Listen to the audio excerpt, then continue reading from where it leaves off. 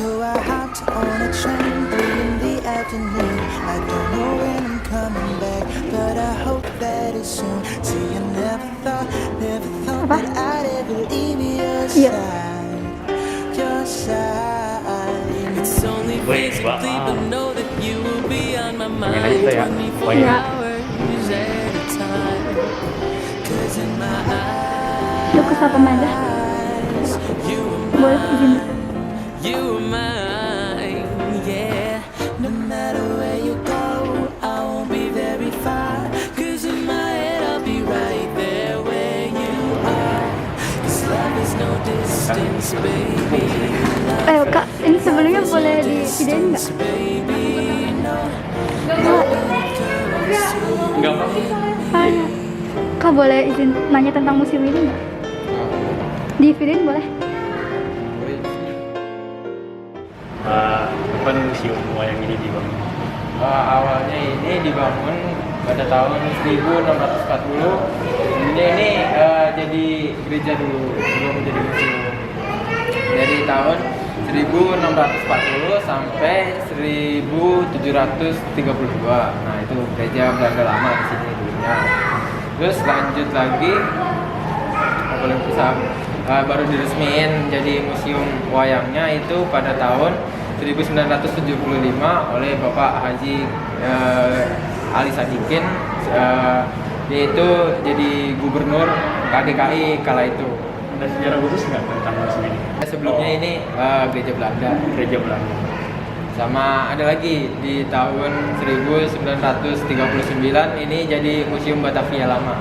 Biasanya yang menarik perhatian pengunjung saat datang ke sini itu apa? Melihat koleksi wayangnya yang ada di sini dari berbagai macam daerah di Indonesia. Ya, itu ada wayang goleknya atau wayang kulitnya yang berbagai macam, dah banyak.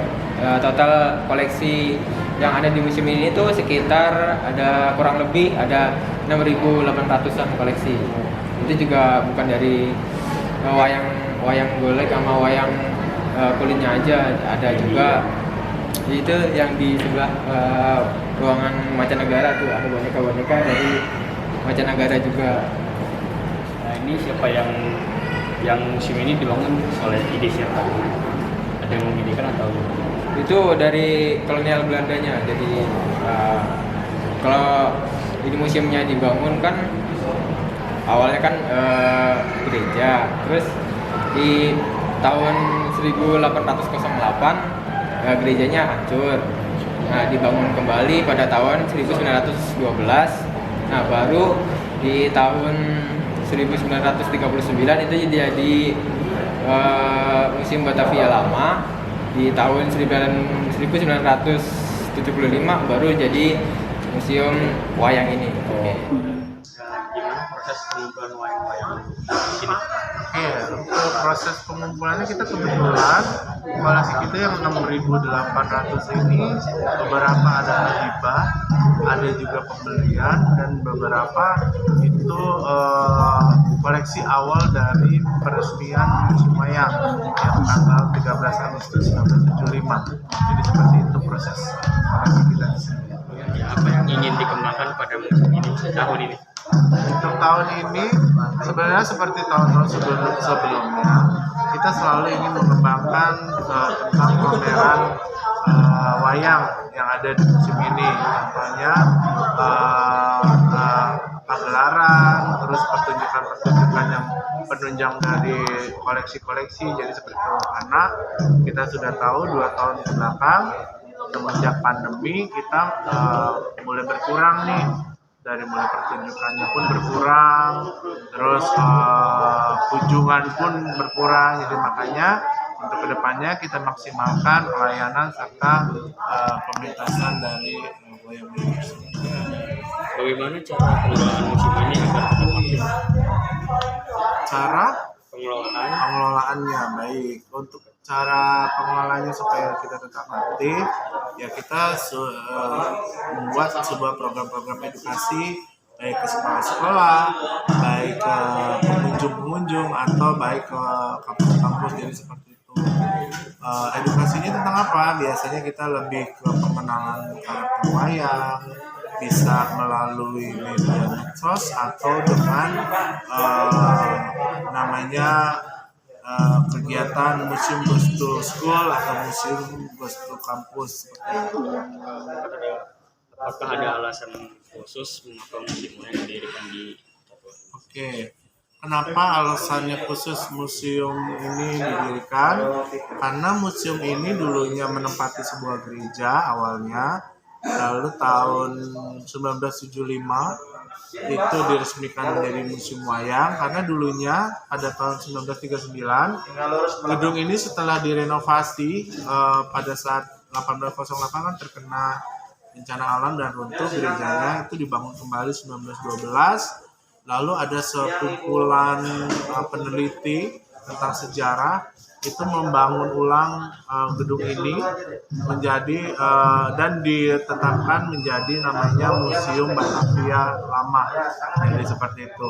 Itu tahun 1939. Itu dijadiin Museum Batavia Lama karena Museum Batavia itu berpindah sekarang di Museum Sejarah Jakarta yang ada sekarang, itu akhirnya ini oleh Bapak Ali Sadikin ditetapkan menjadi namanya Museum Wayang karena pada saat itu wayang itu sangat digemari oleh masyarakat baik di Indonesia atau di Jakarta. Berarti pencetusnya Bapak Ali Sadikin itu? Kalau pendirinya Bapak Ali Sadikin, karena museum-museum di Kota Tua yang meresmikan itu Bapak Ali Sadikin. Jadi beliau mengidekan kenapa nggak wayang saja yang ditaruh di sini, karena wayang memang identik kebudayaan. Karena di Museum Kota Tua ini yang menyimbolkan tentang kebudayaan hanya di Kota Tua. Hanya di Museum Wayang dari Kota Tua, karena museum yang lainnya itu tentang serupa keramik, yang tengah ini tentang sejarah. Jadi kan lebih ke sejarah Jakarta. Nah, disinilah tempat untuk dikembangkannya kebudayaan. Ini yang kelima ada. Mengapa wayang dibeda-bedakan menjadi beberapa jenis? Oke, kenapa wayang dibedakan berapa jenis? Karena secara bentuk, secara dimensi, wayang itu ada dua, ya. Ada wayang 2 dimensi, ada wayang 3 dimensi. Wayang 2 dimensi itu kita sebutnya wayang kulit, ya, karena bentuknya. Tapi ceritanya sama.